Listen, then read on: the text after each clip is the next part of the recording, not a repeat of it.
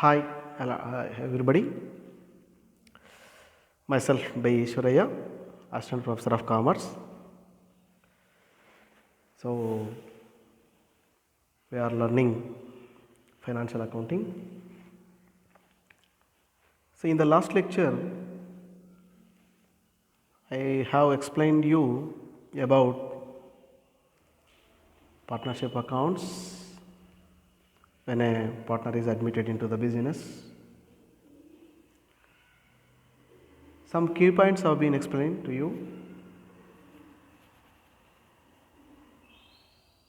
One or two points which are to be known when a new partner is admitted are left over. Those will be explained, and also will try to explain you about accounting procedure of partnership when a partner is retired or having a death.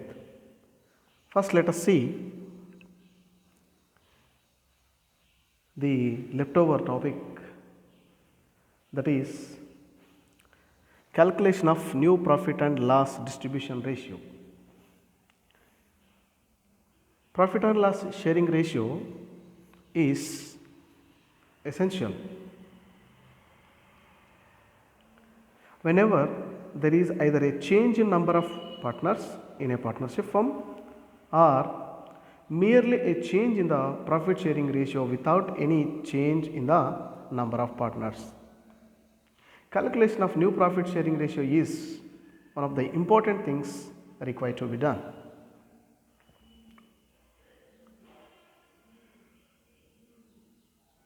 When a new partner is admitted into the business of partnership,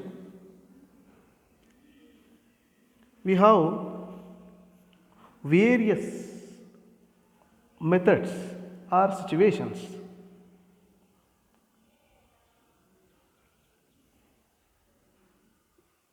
when we have to calculate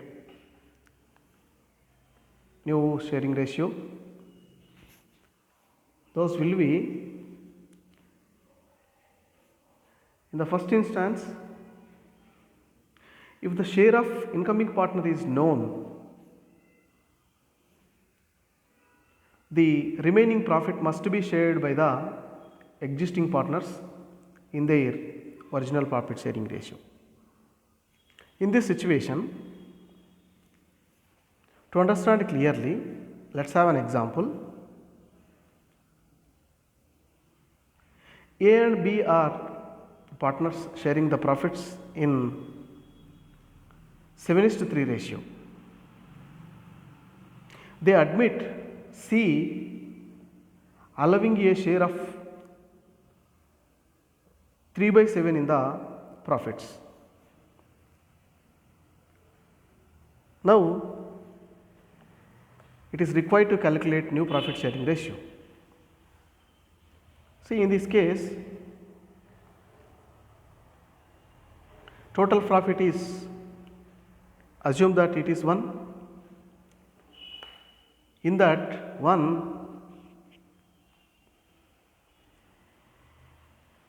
new partner share is 3/7. When 3/7 is deducted, we will have 4/7. These 4/7 is to be distributed to the old partners, that is A and B, according to their old ratio. That means A's new ratio is equal to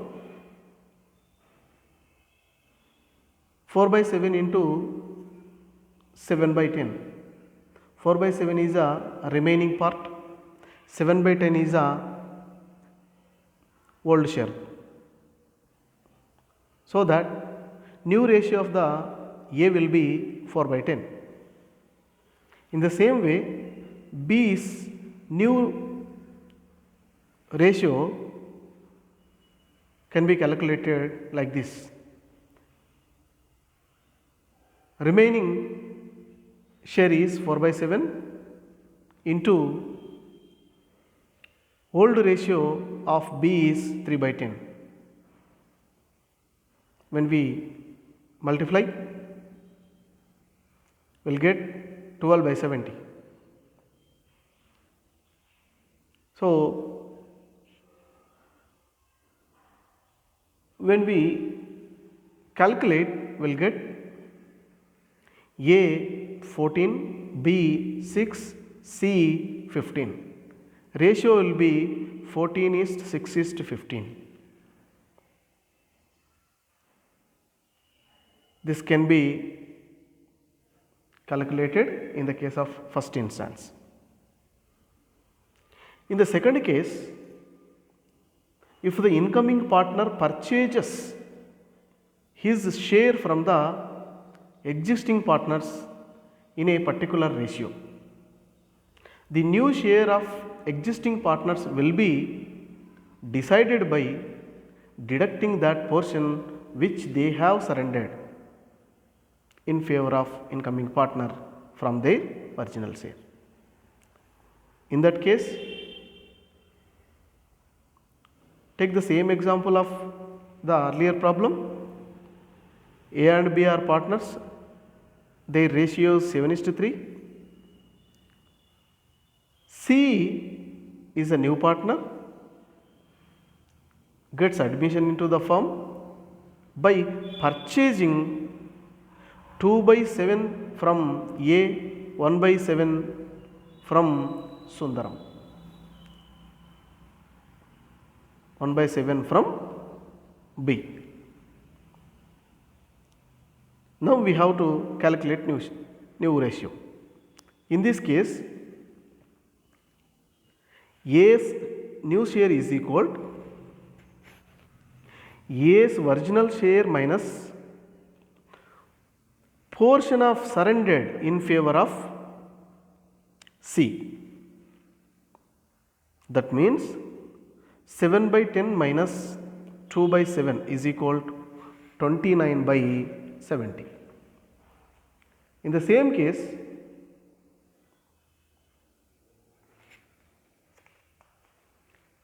B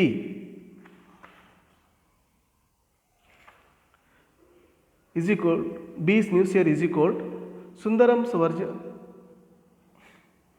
B's original share minus the portion surrendered in favor of C, that is 3 by 10 minus 1 by 7 is equal to 11 by 70.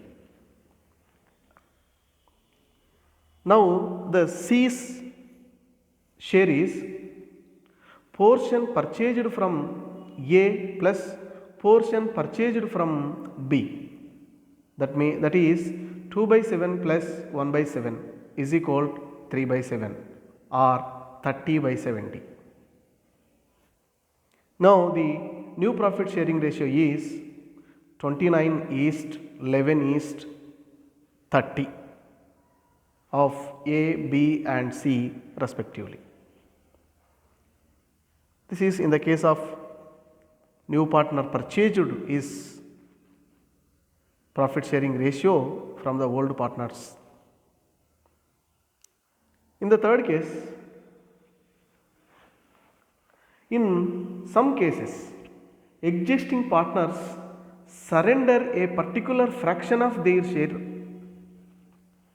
in favor of incoming partner, and the fraction that is surrendered may require additional calculation. What is surrendered should be calculated first, and then it should be deducted from the original share of existing partners to get their new profit sharing ratio. The incoming partner's share will be the total of all fractions surrendered by existing partners. To understand it clearly, let's have an example. So problem is same. A and B are partners having the profit sharing ratio is 7:3. They admit C as their new partner. A surrendered 1/7 of his share and B surrendered 1/3 of his share in favor of C. Now we have to calculate new profit sharing ratio.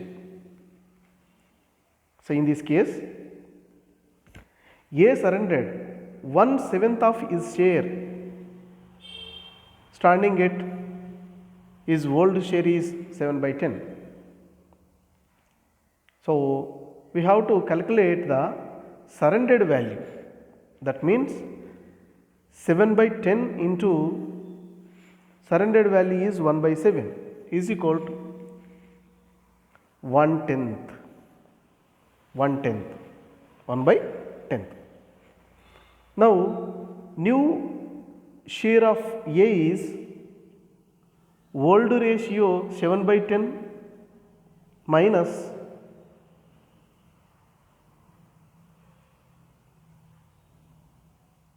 his sacrificing his surrender value is 1/10.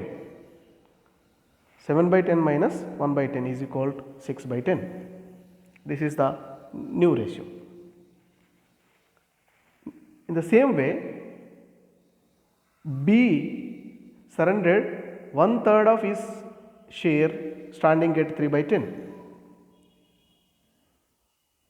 What E surrendered will be equal to 3/10 into 1/3 is equal to 1/10. 3/10 minus 1/10 is equal to 2/10 is the new ratio of B. Now the share of C is 1/10 from A plus 1/10 from B equal to 2/10. New profit sharing ratio is 3:1:1. 3:1:1. So like this, how the problem is given, accordingly we have to calculate profit sharing ratios. In the same way, sometimes we need to calculate on the basis of sacrificing share of old partners. In that case, when the partners of a firm admit a new person to join them as a partner, it is but natural that the existing partners should be prepared to sacrifice a portion of their share in the profits in favor of the incoming partner. This obviously means that the share of the existing partner gets reduced when a new partner is admitted. The ratio in which the existing partners lose a portion of their share is called sacrificing ratio. Different methods followed to calculate the sacrificing ratio will be: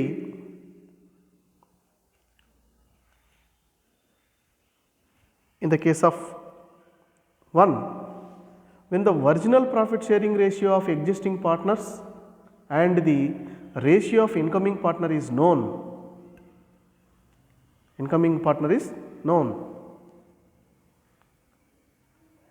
If nothing is mentioned about the sacrificing ratio of existing partners, it is assumed that they have contributed to the incoming partners' share in their profit sharing ratio. Say for example, A and B are partners sharing profits in 3:2 ratio. They admit C and allow him 1/7 share in the profit of the firm. Now it is required to calculate new profit sharing ratio. In this problem,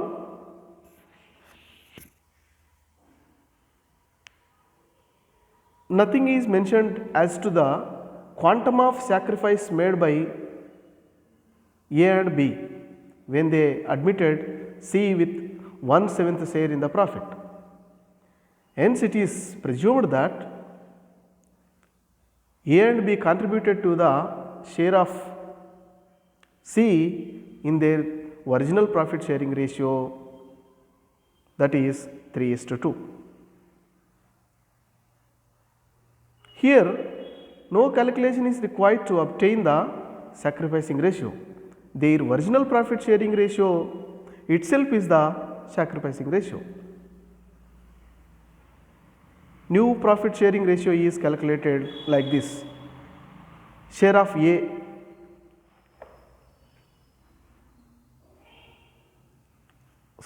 share of C is 1/7, 1/7. What remains for A and B? That means 1 minus 1/7, that is 6/7. In this 6/7,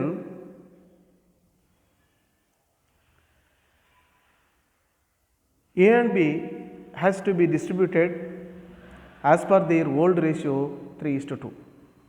So that A's new share is 6/7 into 3/5, that is 18/35. B's new share is 6/7 into 2/5, that is 12/35. When we calculate, we will get A, B's and C's new profit sharing ratio will be 18:12:5. 18:12:5. When it comes to second situation,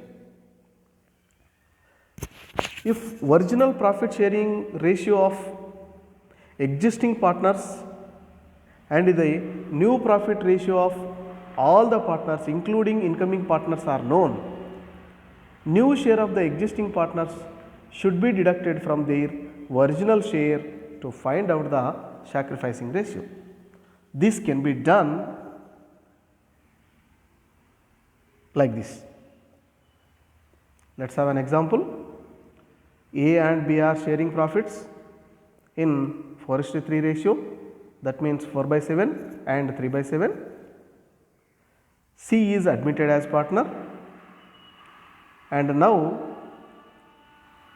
A and B C's new share, new profit and loss sharing ratio is 7:4:3. Now it is required to calculate sacrificing ratio of A and B.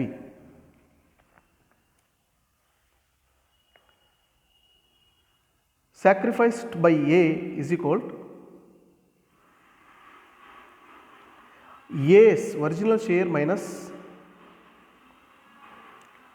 A's new share, that is 4/7 minus 7/14 is equal to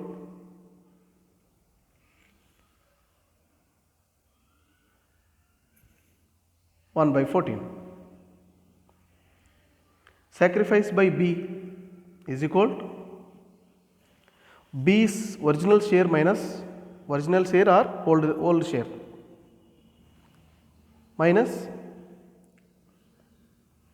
B's new share, that means 3/7 minus 4/14 is equal to 2/14. Sacrificing ratio of A and B would be 1/14 is 2/14, that is 1:2. 1:2. See, like this we have to calculate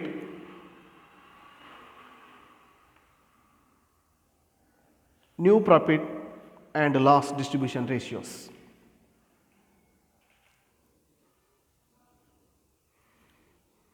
Generally, in the partner is retired or death of a partner, may require of new profit sharing ratio for the remaining partners who continue the business. See, when a partner is retired, as per the agreement or deed, partners may continue with their old profit sharing ratio, or if any agreement is made according to that, their profit sharing ratio will be calculated, so that it is not difficult to calculate new profit and loss sharing ratio in case of retirement or death of a partner, right. So in the next point, that is adjustments regarding capitals when a new partner is admitted into the partnership business. Whenever there is an admission of a partner, it becomes almost necessary to adjust the capitals of partners in their profit sharing ratio. It may be done either by taking capital of the new partner as a base and adjusting capitals of other partners, or taking the capital of the new firm as the case and then dividing this total capital in the profit sharing ratio. Any excess of capital over the minimum requirement may be transferred to or from current accounts. This is not a difficult thing, it is the easiest one, so that we can calculate. So this is all about when a new partner is admitted into the partnership business, we have to consider these adjustments and to make the entries in the books of accounts. In the same way,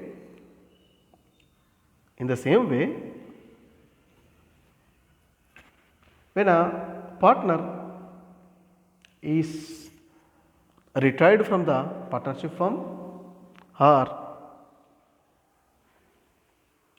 due to the various reasons, if a partner is having death, some adjustments are to be made in the books of partnership business.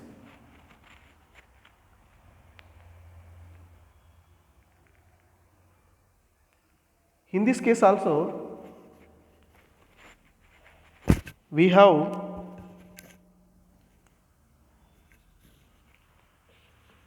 to do so many adjustments like revaluation of assets and liabilities. It is mandatory, compulsory, where and when a partner retires or dies, it is but proper to revalue the assets and the liabilities, so that any profit or loss arising out of such revaluation can be passed on to such partner. The revaluation of assets and liabilities can take any of the following these two methods.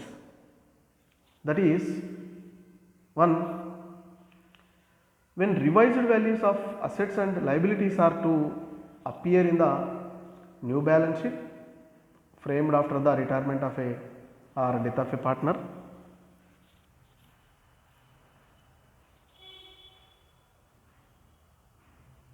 In case of 2, when revised values are not to appear in the new balance sheet prepared after the retirement or death of a existing partner. See, in these cases, see in the first case, when revised values of assets and liabilities are to appear in the new balance sheet framed after the retirement or death of a partner. Assets and liabilities are revalued through revaluation account by crediting revaluation account for all gains and debiting revaluation account for all losses. Like what we have done in the when a new partner is admitted. The net profit or loss disclosed by revaluation account is transferred to all partners including the retiring or the deceased partner.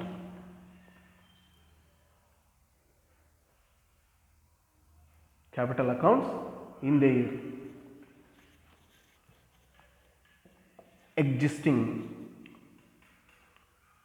profit and loss sharing ratio. Existing profit and loss sharing ratio.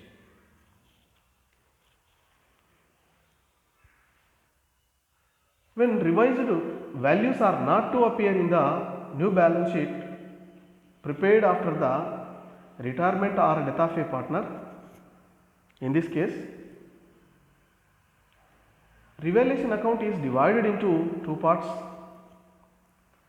The first part of this account is prepared in the way explained earlier. In the second part, entries are reversed and the profit or loss of this part is divided only among the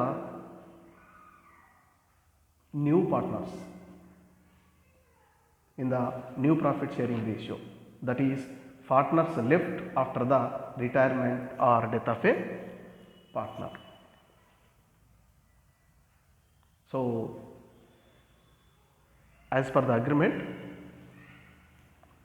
one of these two methods will be used.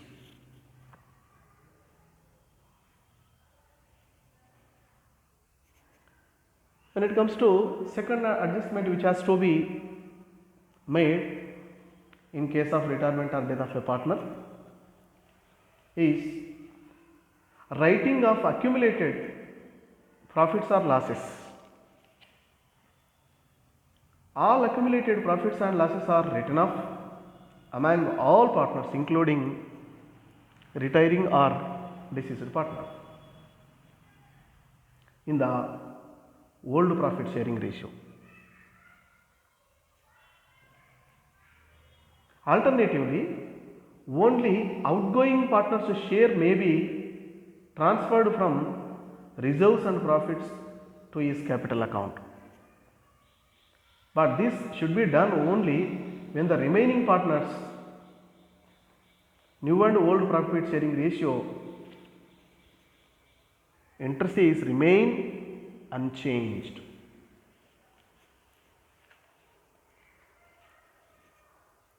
So, this is also one of the adjustments which has to be done.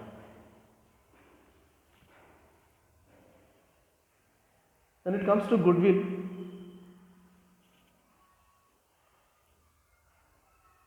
see, regarding goodwill also adjustments must be made. Here also calculation will be there. When goodwill is only raised, in that case, goodwill is raised to its full value as is done at the time of admission of a partner among all partners including the outgoing partner. In the old profit sharing ratio, that is one of the methods. When it comes to second method, when goodwill is first raised and then written off. In this case, if it is desired to write off goodwill account, then the reverse entry is passed through the capital accounts of only new partners in the new profit sharing ratio. In third case,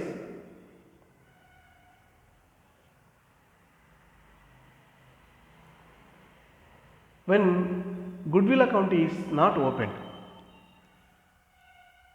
in this case only outgoing partner's share of goodwill is credited to his capital account and debited to the remaining partners' capital accounts in the gaining ratio.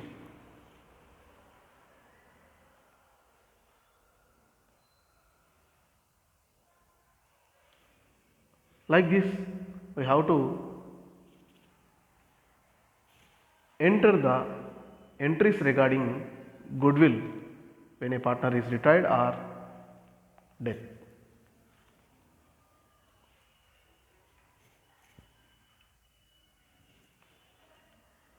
In the fourth adjustment, that is share out of the profits earned after the preparation of final accounts. In this case, profit or loss made by the firm from the date of preceding final accounting to the date of retirement or death must be calculated. If retirement or death takes place on a date which is not the date of final accounts, now either 1. Distribute the total profits or losses among all partners, including the retiring or deceased partner, in the profit sharing ratio, or 2. Calculate the outgoing partner's share in the profits or losses and credit the amount to the outgoing partner's capital account and debit the remaining partners' capital accounts in the gaining ratio. It must be very carefully remembered that the second approach should be adopted only when the remaining partners' old profit sharing ratio and new profit sharing ratio remain unchanged. This means if the new profit sharing ratio of the remaining partners is different from that they had before the retirement or death of a partner, then the amount of total profits or losses must be distributed among all partners in their old profit sharing ratio. When it comes to fifth adjustment,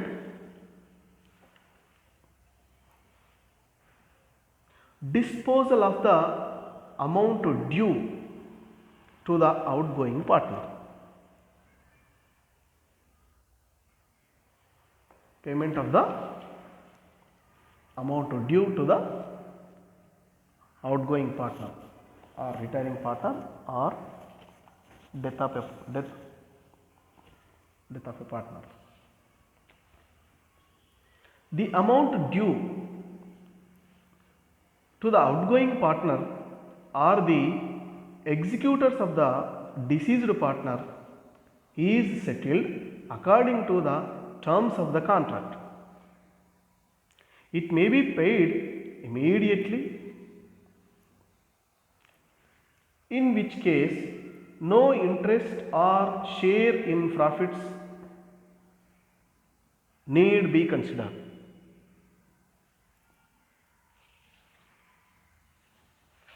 It may be paid in installments together with interest on the balance outstanding. In some cases, annuity may be paid to the retired partner. In this case,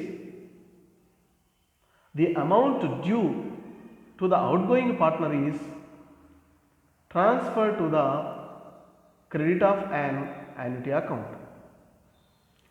Such an account is credited with notional interest which is debited to the profit and loss account. Annuities paid year after year are debited to this account. If the liability for annuity ceases before the exhaustion of the amounts credited to the annuity account, any balance in the account will be shared by the continuing partners in their new profit sharing ratio.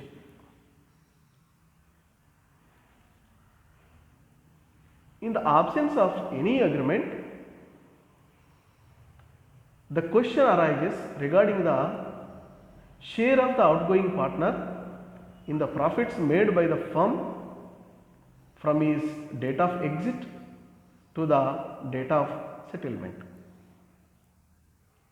If his account is settled immediately, obviously he has no claim at all.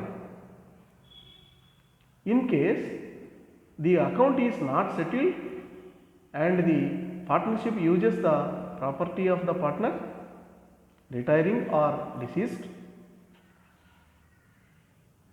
and there is no contract to guide the rights of the outgoing partner, then one has to be guided by section 37 of the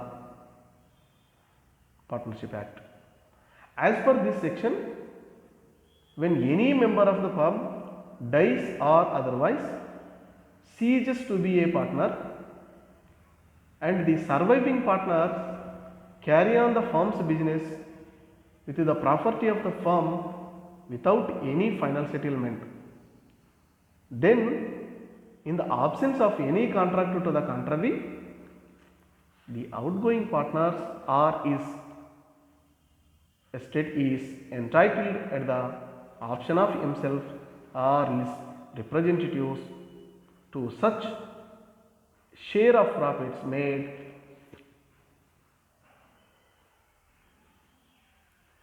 since then as may be attributable to the use of his property or to the interest at 6% per annum hereon.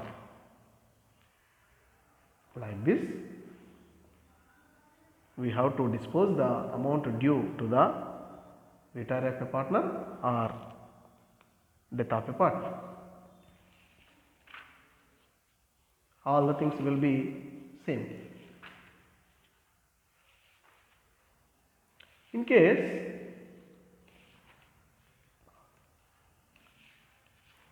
when a partner is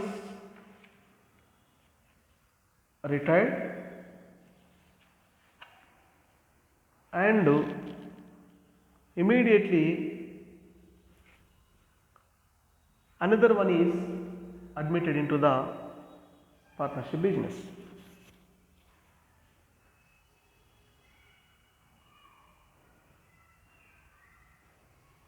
In that case,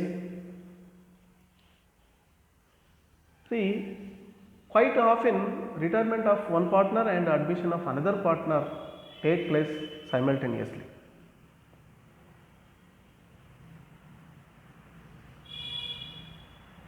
This is done sometimes to ensure that management is not hindered due to retirement of one partner, and in other cases it is a case of succession, that is son taking the place of father retirement due to age or reasons of ill health. We have so far dealt with the accounting aspects relating to admission and retirement separately. There is no separate accounting treatment for dealing with cases of retirement and admission like these situations. But one has to apply only a combination of the techniques discussed in the preceding pages and preceding lecture will be clear from the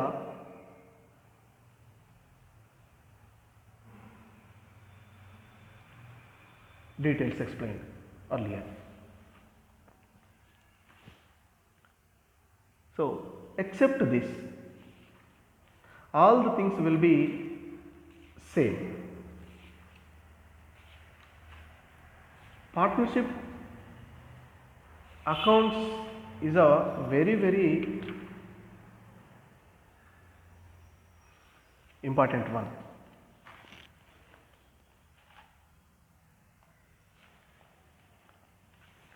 Oftenly we will be having one more important point which has to be known to us regarding partnership accounts, that is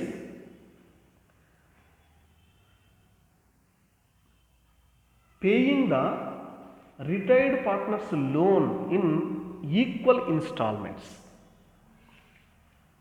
Equal installments. In this case, in order to avoid the financial difficulties and to provide for the working capital, the remaining partners of the firm invariably arrange with the outgoing partner or with the legal representative of the deceased partner that the amount due to him will be paid in equal installments. The arrangement of paying the outgoing partner in equal installments takes two forms. First, the total amount due is divided in a number of equal installments, and that installment plus interest on the unpaid balance is paid out. In this case, the installments after including interest are not of equal amount as the interest goes on decreasing. Secondly, the total amount to be paid is divided in a number of equal installments in such a way that the amount after including interest on the unpaid balance is always equal. When the problem is put in the second way, then there is a difficulty.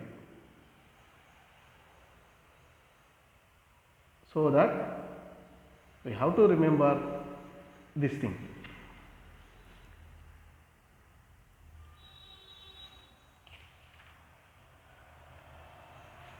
Another one more important point regarding partnership accounts is life insurance policy and its treatment.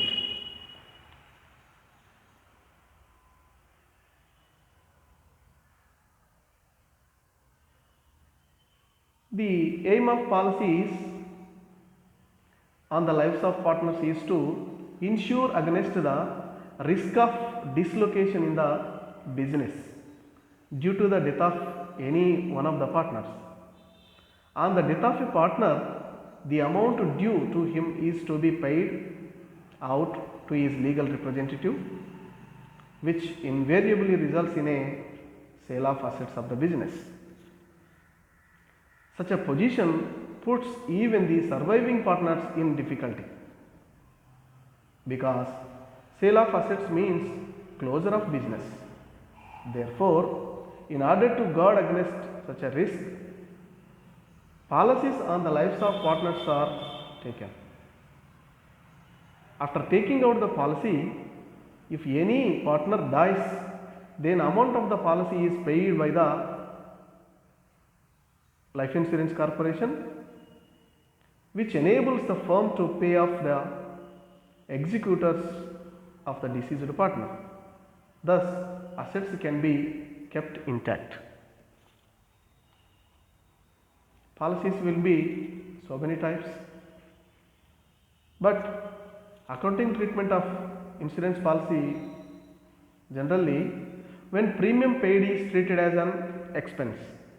When premium paid is treated as an expense, then it is closed every year by transferring it to profit and loss account.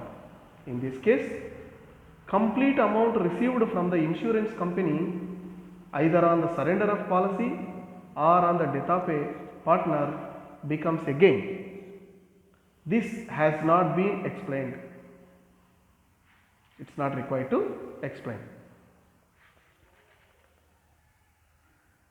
When premium paid is treated as an asset, in this case, insurance premium paid is first debited to life policy account and credited to bank account. At the end of the year, the amount in excess of surrender value is treated as a loss and is transferred to profit and loss account. In this case, amount received from the insurance company in excess of the surrender value results in a gain at the time of receipt of such amount. In the third case, when premium paid is treated as an asset and reserve is maintained. Under this method, premium paid is debited to policy account and credited to bank account. At the end of the year, amount equal to premium is transferred from profit and loss appropriation account to policy reserve account. After this, policy account is brought down to its surrender value by debiting the life policy reserve account and crediting the life policy account with account which exceeds the surrender value of policy.